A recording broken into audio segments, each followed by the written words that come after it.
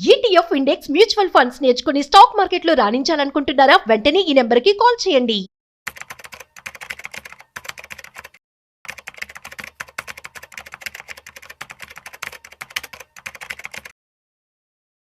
ఆగస్ట్లోకి అడుగు పెట్టేశాం. సో అయితే జూలైలో మార్కెట్ ఎలా ఉంది, at the same time last week market updates ఎలా ఉన్నాయి, ఏ సెక్టర్స్ బాగా పర్ఫామ్ చేశాయి, సో వీటికి సంబంధించినటువంటి పూర్తి సమాచారం ఇవాళ మనతో చెప్పడానికి certified financial planner Madhavi Reddy గారు ఉన్నారు. సో వారి మాటల్లో అడిగి తెలుసుకుందాం. So hi, hello, namaste, welcome to Suman TV. నేను మీ Rajeev Pasupuleti. So let's start.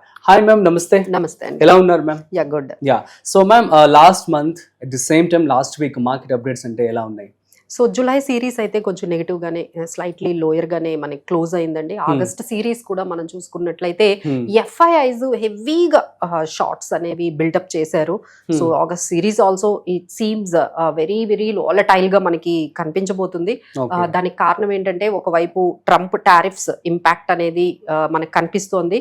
Sector wise, stock wise, ఇలా ఓవరాల్ గా ఒక నెగిటివ్ అనేది వస్తుంది. ఒకవైపు ఎఫ్ఐఐ సెల్లింగ్ జరుగుతోంది. ఇంకోటి ఏంటంటే, మన ఎర్నింగ్స్ కూడా కొంచెం మిక్స్డ్ గా ఉన్నాయండి. అంటే ఫస్ట్ హాఫ్ కన్నా కొంచెం సెకండ్ హాఫ్ వస్తున్న ఎర్నింగ్స్ కొంచెం బెటర్ అని చెప్పొచ్చు. బట్ స్టిల్ అంత ఎక్స్పెక్ట్ చేసినంతగా ఇంకా కూడా అంత మంచి టాప్ మోస్ట్ ఎర్నింగ్స్ కంపెనీస్ దగ్గర నుంచి అయితే రాలేదు. సో ఇలాంటి ప్రెషర్ లో అయితే మార్కెట్ అయితే ఉందండి. సో ఓవరాల్ గా మనం చూసుకున్నట్లయితే ఇప్పుడైతే 24,600 ఈ రేంజ్ లో మార్కెట్స్ అయితే స్ట్రగుల్ అవుతూ ఉన్నాయి. సో నెక్స్ట్ మనం చూసుకున్నట్లయితే 24,450, 24,600 is 650 is a very good support. Let's hope markets might take this support. Otherwise it might go to 24,400 ఆ రేంజ్ లో కూడా వెళ్ళొచ్చు. అండ్ రెసిస్టెన్స్ లెవెల్స్ అయితే మనకి 24,900 అండ్ 25,000 దగ్గర మనకు కనిపిస్తున్నాయండి. సో ఈ రేంజ్ లో అయితే మార్కెట్స్ బాగా కన్సాలిడేట్ అవుతున్నాయి, స్ట్రగుల్ అవుతున్నాయి అనేది అయితే మనం ఖచ్చితంగా చెప్పొచ్చు. సో నెక్స్ట్ మనం అప్డేట్స్ చూసుకున్నట్లయితే, నెక్స్ట్ కార్పొరేట్ ఎర్నింగ్స్ ఎలా ఉన్నాయి దాన్ని బట్టి నెక్స్ట్ మార్కెట్ అంతా కూడా నెక్స్ట్ వీక్ మనకు కనిపిస్తుందండి. సో రేపు కూడా మనకి పెద్ద కంపెనీలైన ఏబీబీ కానీ, ఫినోలెక్స్ కానీ, మెడ్ ప్లస్ సర్వీసెస్, ఇలాంటి కొన్ని రిజల్ట్స్ అప్డేట్ అయితే మనకి రాబోతుంది. కొన్ని కంపెనీస్ అయితే కొంచెం మంచి అప్డేట్స్ ఇచ్చాయండి, అంటే ఎస్టిమేట్స్ కి అబోవ్ ఇచ్చాయి. Like coal India, HUL, Maruti Suzuki, TVS motor, Sun Pharma, Ambuja cement, Thermax, JSW energy, Radico, ఇలాంటి కొన్ని కంపెనీస్ బెటర్ రిజల్ట్స్ ఇచ్చాయి. ఈ విధంగా మిక్స్డ్ గా అయితే మనకి ఈ కార్పొరేట్ రిజల్ట్స్ వస్తున్నాయండి.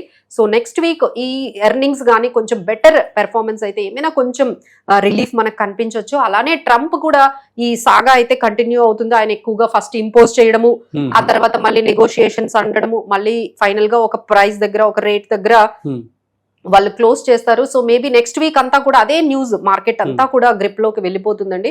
సో అక్కడ నుంచి ట్రంప్ ఇచ్చే ప్రతి అనౌన్స్మెంట్ కి మార్కెట్ కొంచెం వాలటిలిటీగా ఉంటుంది.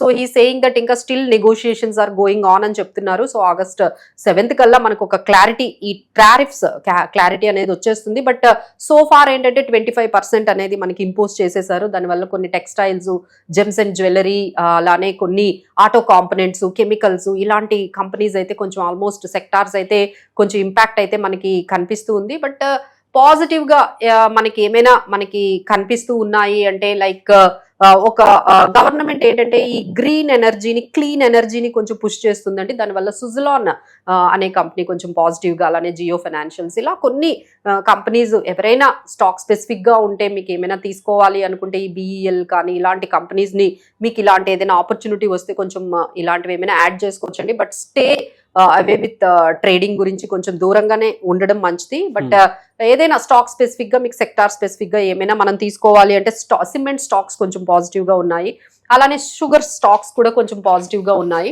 సో ఇలాంటి స్టాక్స్ లో మనం ఏమైనా ఎంటర్ అవ్వాలి అనుకుంటే కొంచెం జాగ్రత్తగా ఫండమెంటల్స్ చూసుకుంటూ మనం వెళ్తే బాగుంటుందండి. సో ఇలా సో ఫార్ మనం చూసుకున్నట్లయితే మార్కెట్స్ అయితే ఈ రేంజ్ లో నెక్స్ట్ వీక్ అంతా కూడా 24,400, 24,600 దగ్గర సపోర్ట్ తీసుకుంటూ 25,000 లేకపోతే 24,800 మధ్యలో కొంచెం సెటిల్ అయ్యేటట్టుగా మనకు కనిపిస్తున్నాయి.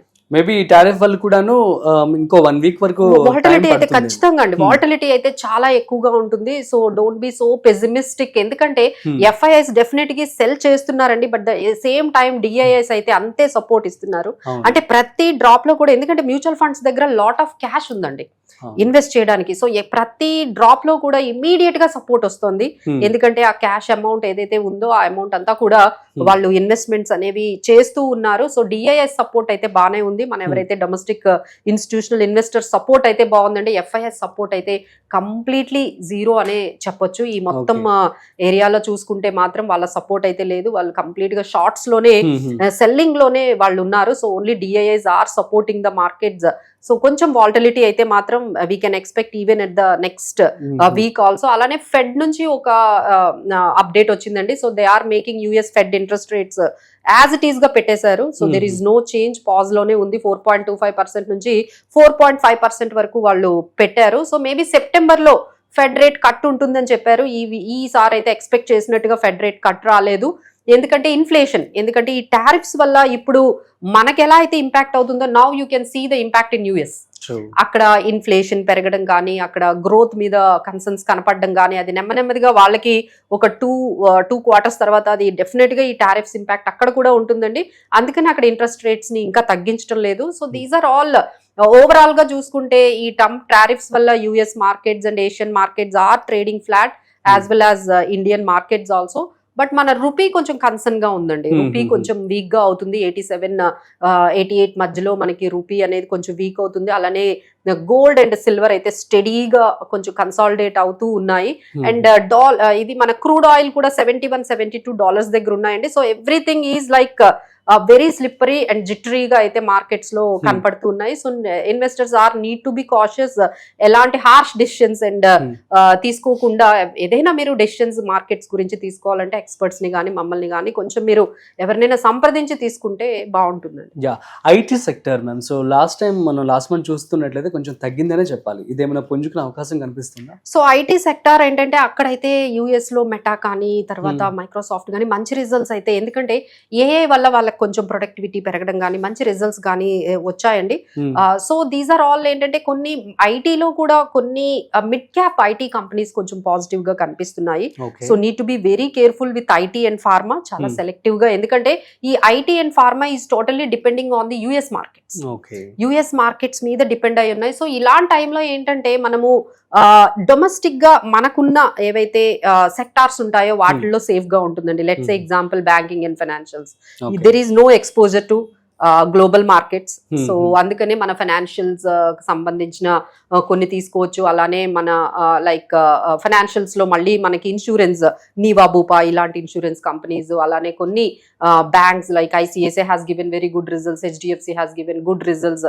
ఇలా సెలెక్టివ్ గా ఫైనాన్షియల్స్ లోకి మనము వెళ్ళొచ్చు, ఫైనాన్షియల్ సర్వీసెస్ కంపెనీస్ లోకి. అలానే కొన్ని మన డొమెస్టిక్ గా కొంచెం ఈ రేంజ్ అని బాగుండడం వల్ల మనకు వస్తున్న న్యూస్ ఏంటంటే రూరల్ కన్జంప్షన్ పెరిగింది అని వస్తుంది. సో రూరల్ కన్జంప్షన్ పెరిగింది అంటే మనకి కొన్ని మనకి ఈ స్టాక్స్ డొమెస్టిక్ గా ఈ కన్జంప్షన్ స్టాక్స్ అయితే కొంచెం పాజిటివ్ గా, like HUL also has given good results. So ఇలాంటి కన్జంప్షన్ స్టాక్స్ కూడా అంటే which there is no exposure to the global, అలాంటి స్టాక్స్ తీసుకుంటే super ma'am, thank you so much. So guys అర్థమైంది కదా, ఇవి last month market updates. At the same time so next week maybe పుంజుకునే అవకాశం అయితే కనిపిస్తుందని చెప్పి మాధవి రెడ్డి గారు చెప్పడం జరుగుతుంది. సో మరొక ఇంట్రెస్టింగ్ కాంటెంట్ తో మళ్ళీ కలుద్దాం. అంతవరకు చూస్తూనే ఉండండి సుమన్ టీవీ.